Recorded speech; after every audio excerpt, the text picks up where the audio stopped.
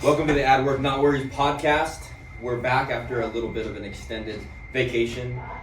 If you're joining us today, we welcome you to the #1 business and construction trades podcast in the U.S. We are joined here today with a couple of my co-founders in Ad Work, and you'll be hearing a lot more of them on the podcast. Grant Jaffarian, Adam Dietz. I will let them introduce themselves. Who wants to start? Yeah, I'm Grant. So my background is in finance. I've been in quant finance for 25 years, running portfolios for investors across the commodity space, equities, interest rates, foreign exchange, across the board. So definitely come from more of that business, economic sort of background. I'm Adam. I've been doing commercial development for the last 15, 20 years. Building, managing retail space, office space, restaurant space, shopping centers, you name it. We Love it. Excellent. Quick note, we want to get pretty close to the mic. pretty close to the mic. Yes. All right. All right. Pretty close to the mic. So Grant is the organized one, or the most organized out of the three of us, and I see he has a white sheet of paper with notes on it, something foreign to me. I'd like to hear a little more about what's jotted down. Maybe we can kick it off like that. Listen, our listeners are going to be in a lot of trouble if I'm the organizing one. This could be problems. I want to talk about the government shutdown. It's hitting all the headlines. The question I suppose I have, Ken, for you, and Adam too on the commercial side, how is that actually going to impact residential builds? How does it affect your ability to build homes? Are people not wanting you to build customs these days? What's a trickle down that could happen with this? I foresee the trickle down is purely surrounding perception, market perception. When things like this happen, I don't think it instills a lot of confidence in the consumer. Now, granted, that could change depending or vary depending on what side of the spectrum you're on. You know, we're very divided as far as how we feel about the things that are happening with government. I'm not going to get into that, but a lot of the affluent consumers looking to build they're not so dependent on the actual market fluctuations as they are about perceived market fluctuations. So I could totally see something like this affecting someone's projection for the next 1 or 2 years, and maybe them pulling a project off the table or changing the scope of the project just because their confidence level isn't at the high it should be. Does that make sense? Yeah. People get more risk adverse in this environment. Absolutely. Yeah. One thing I didn't realize, my wife and I just got a federal loan number for an SBA loan. I didn't realize that a government shutdown potentially, for instance, shuts down all support for SBA lending. That obviously is going to have a long-term effect, that sort of thing, but boy, does it potentially stifle things. It sent a tremor through my mind. What if I can't get this loan done? It could potentially stall things for months. So it certainly has a roll-down effect over time, I'd imagine. Well, that's a great point, and I think that really pertains to the commercial realm, like what you're doing. Larger scale, a lot of people are working with institutional lending, and they're working with SBA, things like that. In the residential world, and a lot more the last 10 years, and increasingly, we really don't see many construction loans for residential projects. It's typically, I don't know if this just speaks to the amount of savings consumers have, or just at a certain price point, Anyway, we don't typically deal with the bank, so we're not really dealing with those kind of conditions. It's typically cash.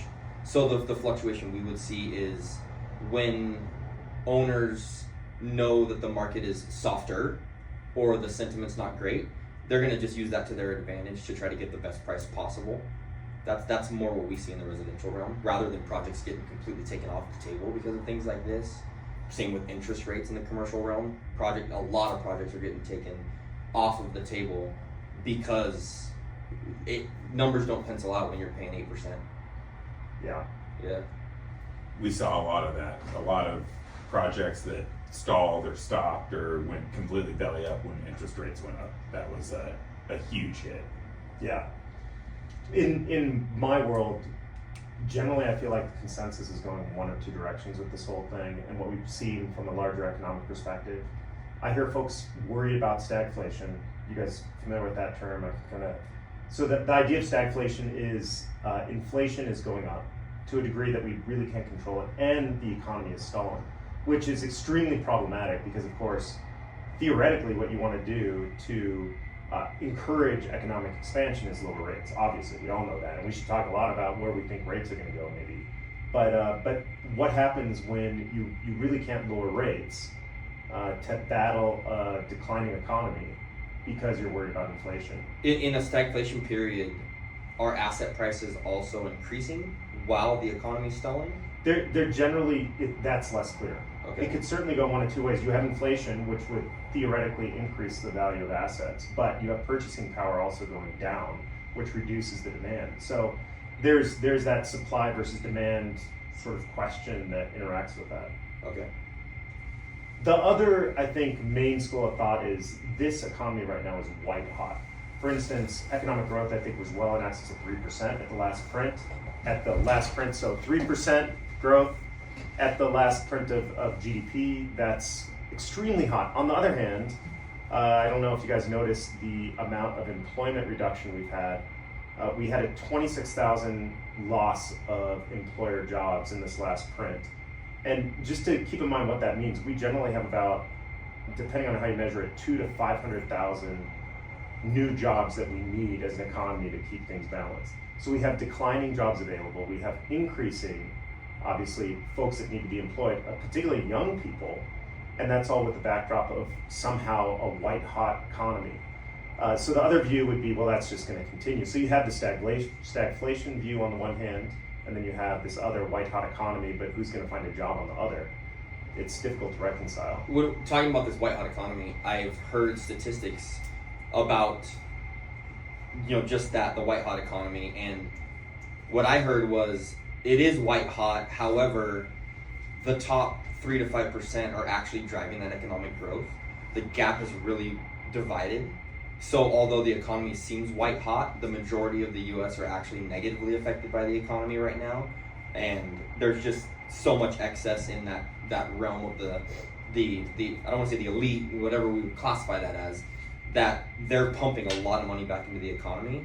How do you feel, or what's to be said about that?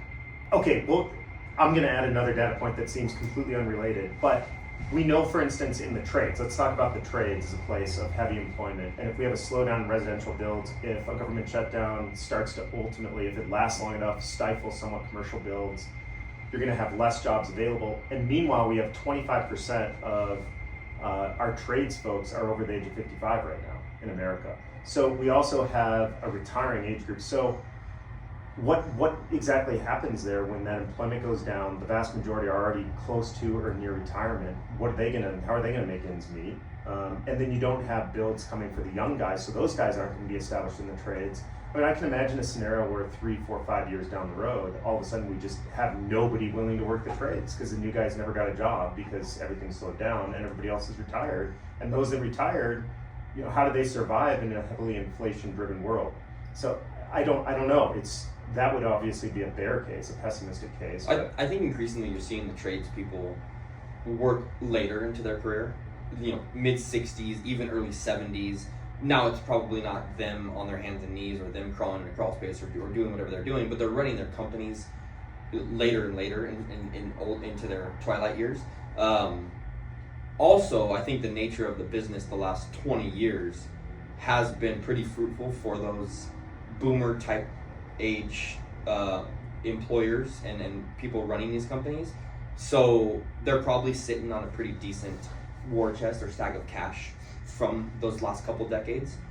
What I'm seeing often is in economic downturns, we have a little blip.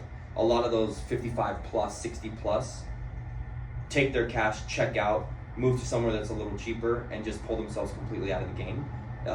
And yeah, that does leave a huge void of who's going to take over. I do see, it's funny, living in Central Oregon, I do see a lot of younger people, blue collar, getting into the trades and doing really well. But that juxtapose that with working in California, and you're really not seeing a lot of young people wanting to get into the trades. And I would say that makes total sense. You're in the Silicon Valley and the tech hub, and everyone has the vision of going to San Francisco, founding a startup and making $1 billion. You come to a more, I'd say, rural place, or just a setting where you have more people that would be inclined to do blue collar jobs, diving in and doing really well for themselves. So I don't know big picture how that plays out. Do the metropolitan areas suffer because they don't have young people coming into the trades and other places thrive? Or do you end up with like more of a remote work type, like the IP belongs to a select few who decide at a young age they're going to do this, and then they control that IP and kind of, they're the marionette that is controlling a bunch of people in different areas, not just their region? I mean, there are secular trends that I notice on my side of the table, which make me think something needs to change fundamentally. For instance, here are some of those secular trends. I know in the white collar space, AI is real. It's replacing jobs. It's not replacing jobs because it's doing what other people do. It's because it makes everybody massively more productive. If you're on the development side, you're coding in C++ all day. Well, guess what? You can be 3 to 4 times as productive. If you're really good, it can be more like 10x. So why do you need 10 developers when you can have 3? And you see that secular trend all over the white collar space.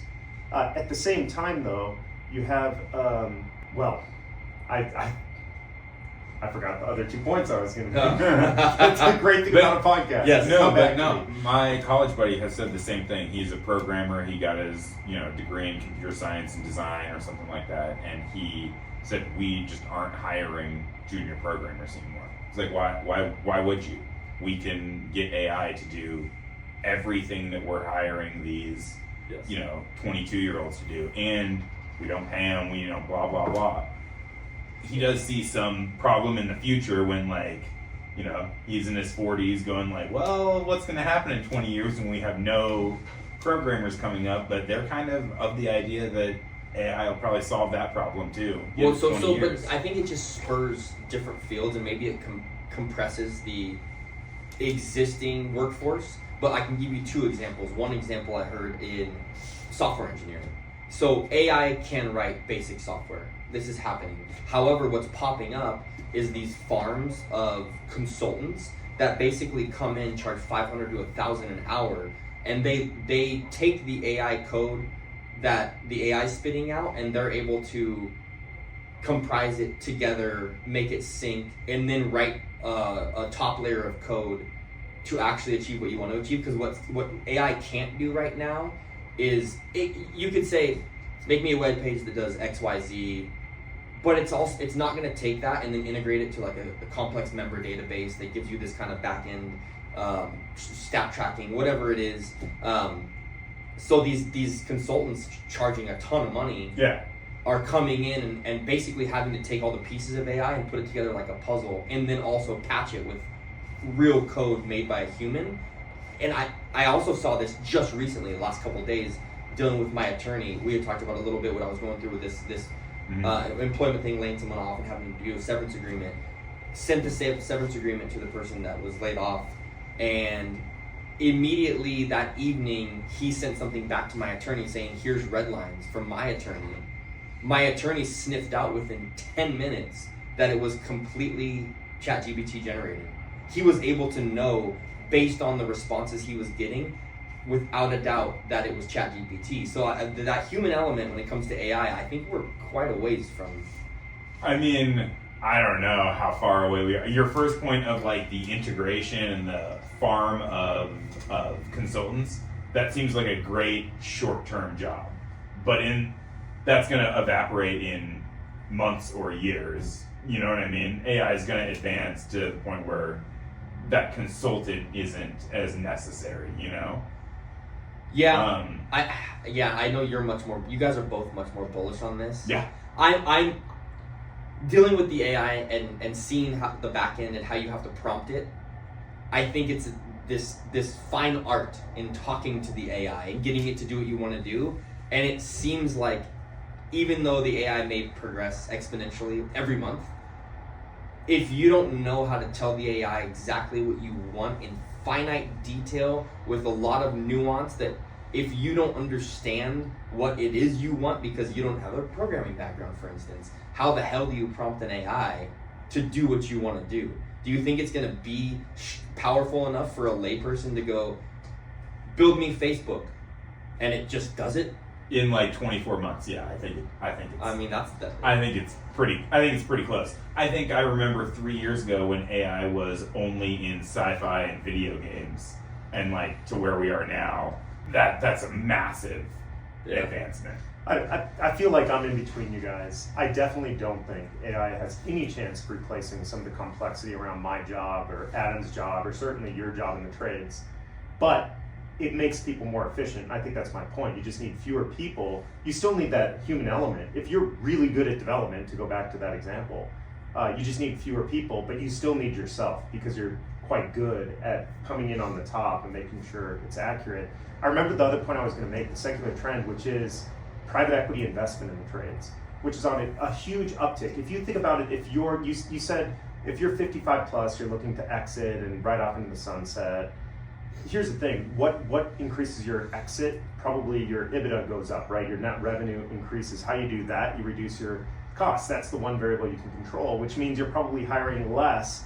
And if there are little things here and there, maybe you don't need your office manager for a couple of years while you boost your net revenue for sale as you exit this thing, you're letting people go even in the trades. So you have this trend where you have white collar potentially being way more efficient, which means you need fewer of them, which is great for corporations in the short term because it increases the valuations of their companies. Then you have all these people laid off with no sort of experience in the trades whatsoever, so they really can't go there. And meanwhile, you have the trades looking for consolidation via PE. So can those trends continue? What stops those rolling stones?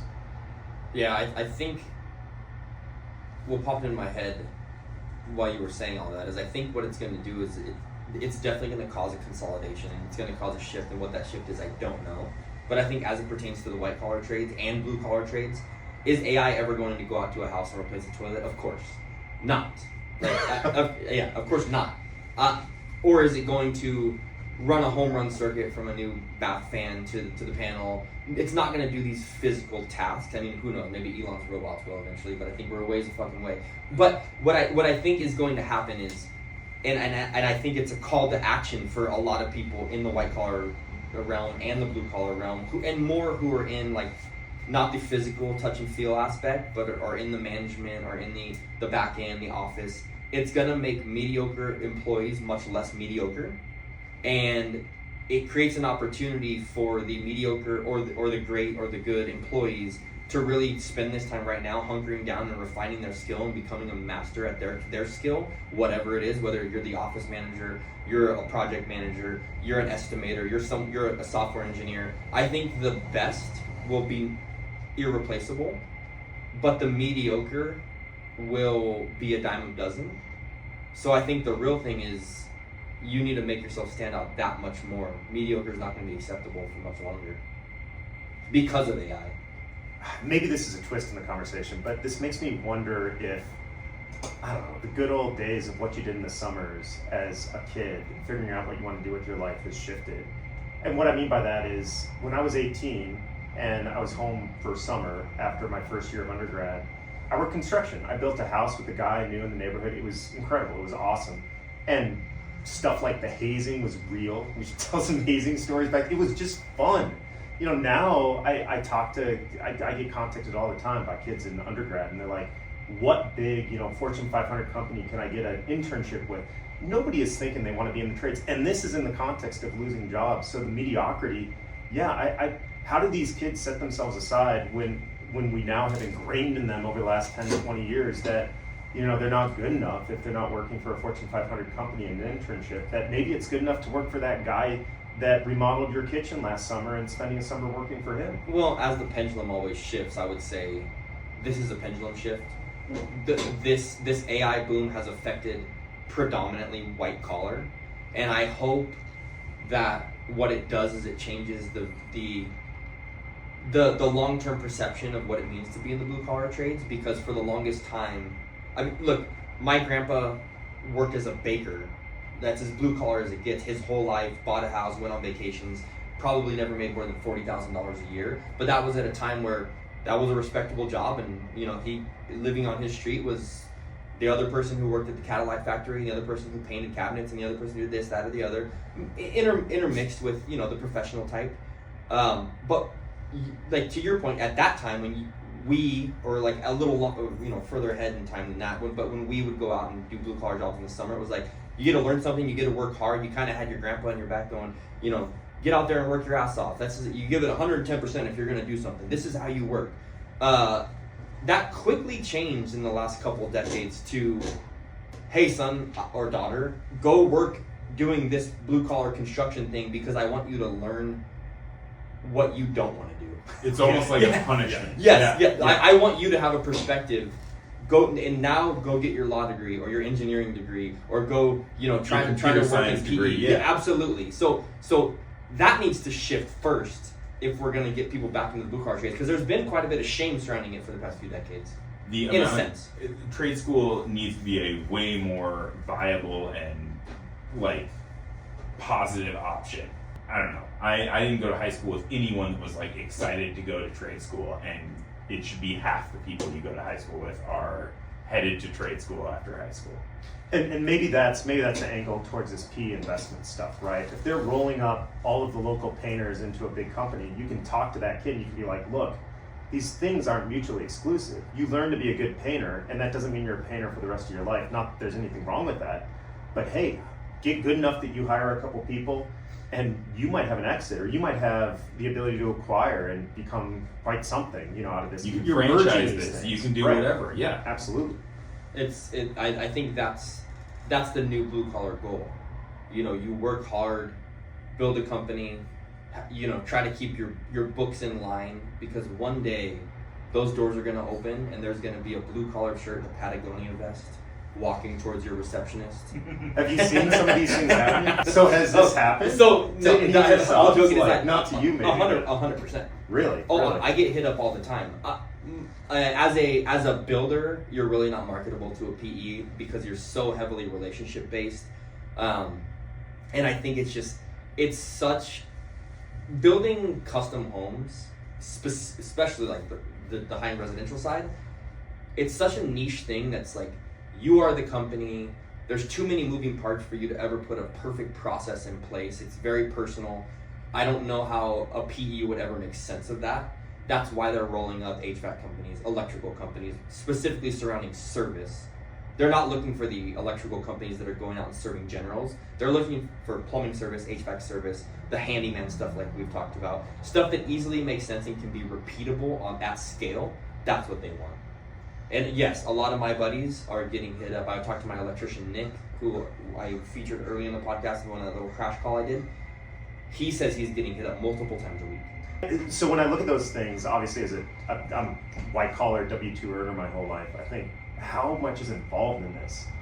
Let's say you're a carpenter and you think, all right, it's time for me to go out on my own. You did it, Ken, back in the day. You went on your own, but is it intimidating thinking about, well, I got to start, I don't know, LLC, I wonder how I do that. I got to think about an accountant, and how do I make sure the books are in order and the IRS doesn't come after me? Is it a big hurdle, or do people not realize that it's very attainable? There's a level of, this is why a lot of guys overthink it and don't start until they're mid-40s often, when they go out on their own and they work for a long time. I think there's an element of being too stupid to not do it surrounding it. And the school I went to learn a lot of my hard lessons was the school of life in business. So it's like, yeah, the IRS is real. And you learn that when you miss something and you get a $12,000 bill. There's real attorneys out there who, if you are doing a job and you bring on piecework labor but you're not paying them payroll, will come after you and say, hey, you owe money to the EDD. Just a lot of stupid stumbling blocks where you learn to do things the right way, the hard way. And I'm very much of the mindset that it's one of the best ways to learn, because you're never going to, you could overanalyze the shit out of everything, but until you do it. I mean, okay, not to beat up on California though. You've worked in California, you've built homes in Oregon. Would you do it in California right now? I'm actively getting out of California.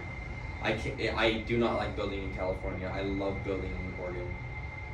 Not only because look, it's not like Oregon is this. Oregon is not Montana or Texas. Or, it's not, I built in Tennessee and you could go in at the time, now they're getting a little worse, but in Knoxville at the time, you could go in and get a permit within 5 days for a brand new house. And it's just, so Oregon, the red tape is getting worse and worse, and there's definitely bureaucracy to deal with, but it's not California. What I hate about California and why I want to get out is because I feel as an employer in California, or just a business owner in general in California, I am a villain. That's how I'm viewed. I'm there exploiting everybody that I work with and exploiting everybody that I subcontract with for my benefit, and I'm getting rich, going home, and diving into my pool of Scrooge McDuck coins and swimming around backstroke.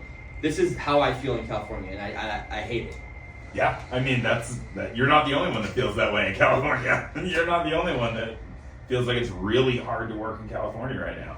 I mean, that's a bummer, because the other way it feels in California is absolutely awesome. Is there a better weather condition than Southern California? I just love every second I get to be there. It's just such a contrast. I mean, but it's always cost benefit. Obviously, there's a high saturation of affluent people who want to build residential projects, but there's also a ton of competition in California. And there's a ton of competition, and it seems like a place like Central Oregon is a little more price protected because people really care about the whole process, the interaction. It seems like increasingly, and I don't know if it's because of who the clientele is in California or just the general sentiment, or because it's a race, if anything, is a race to the bottom price-wise.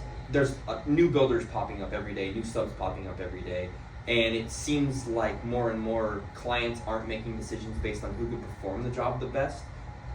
It's bottom line, what's the number, and I'm blind to everything else.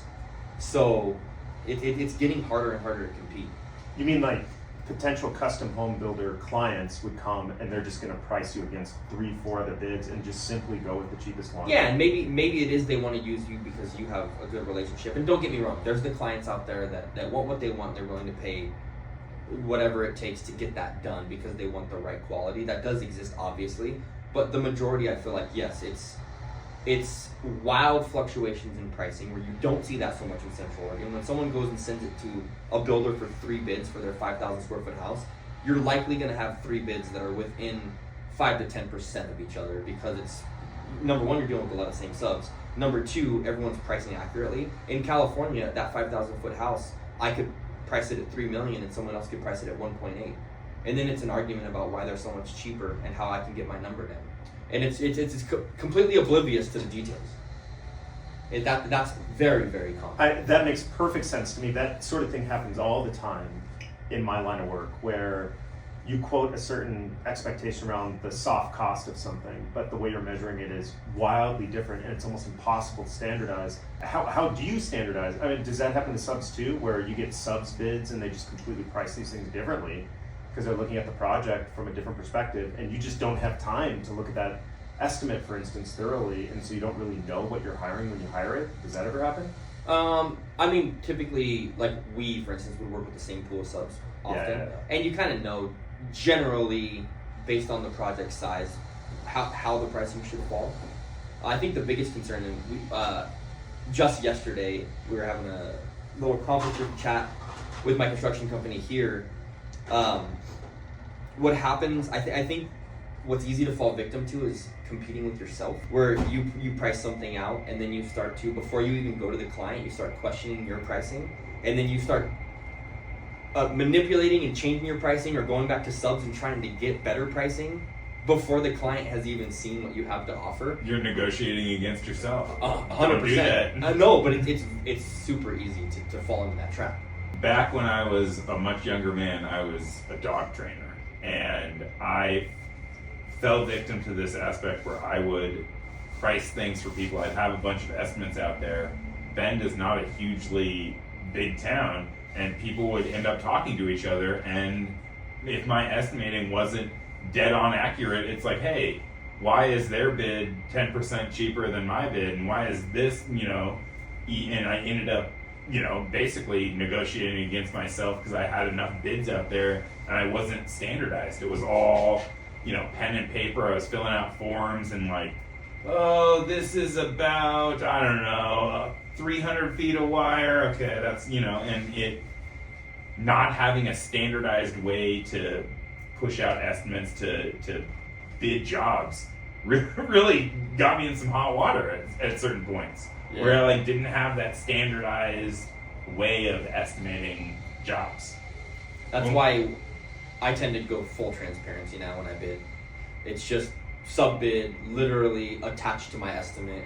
Look at what the sub bid's included. I'm not putting it in my own letterhead. I want you to know like the elements it takes to get your job done and the details it takes to get your job done.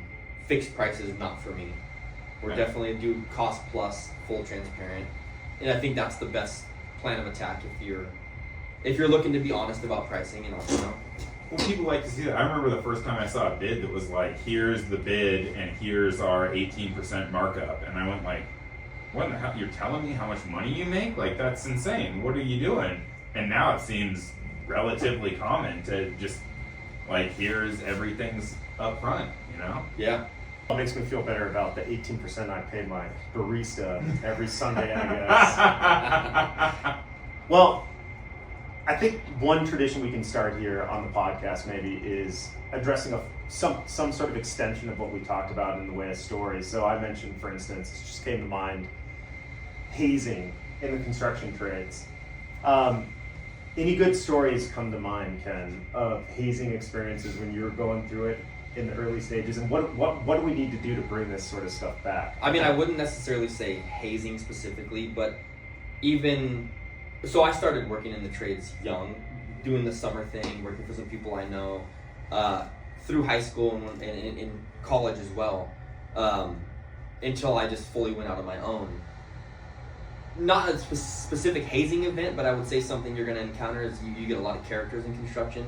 So I remember vividly, probably 15 years old at a construction site, bags on, with this guy Chucky, and Chucky was like this larger than life guy who always had a natural ice beer in his tool bag, probably drank 12 a day while he was working.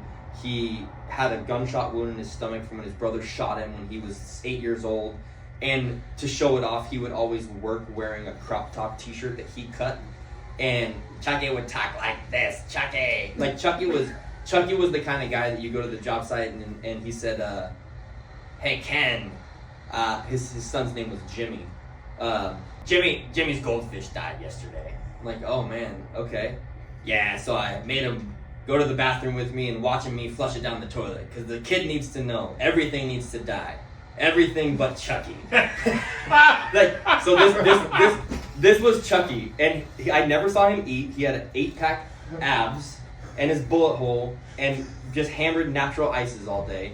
So one of my entry stories to the trade, working bags on, would be I was in Seaside on a job. That's when I met Chucky, and the first day I met Chucky, he pulled out a pipe to smoke weed and gave me 2 Newcastle brown ales. And he's like, if you're gonna be working with me, you're gonna need to do this. And that was very much Chucky and what you'll get with certain elements of the trade, but I think I love the fact that I experienced those elements, because going out to a job site, I can talk to anybody. I can talk to the business owner who, is college educated and crisp and professional and runs things on paper. But I could also talk to the guy that every other word is fuck, shit, whatever it is, and relate on some level. And I really like that. And I think it's important to experience that. And that's going away. I mean, less and less people can communicate outside of their own comfort level. Yeah. That reminds me of one.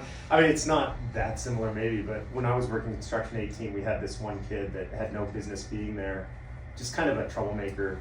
And I, of course, you might guess, was kind of straight-laced. I was told to be there at 6. I was there at 5:55, running around like I wanted to be seen running around picking up the trash. I was that type of guy. But this kid would kind of stroll in his new pickup truck, at 9 o'clock and feel like he was something. So one day, my boss, Dave Jennings, who was running this project, got in a Bobcat and bulldozed the truck into one of the drainage ditches. So he comes out for lunch and he's got his new pickup truck like 10 feet deep in this drainage ditch. Then of course we had to figure out how to get it out of there. That was another adventure. But yeah, it's probably going away. You'd probably get sued for that now. Anyway, hey, I want to thank everybody for listening to our first attempt. We'd love some feedback here too. So reach out to us and let us know what you think. and we'll be back. We'll be back. Thank you. Thank you.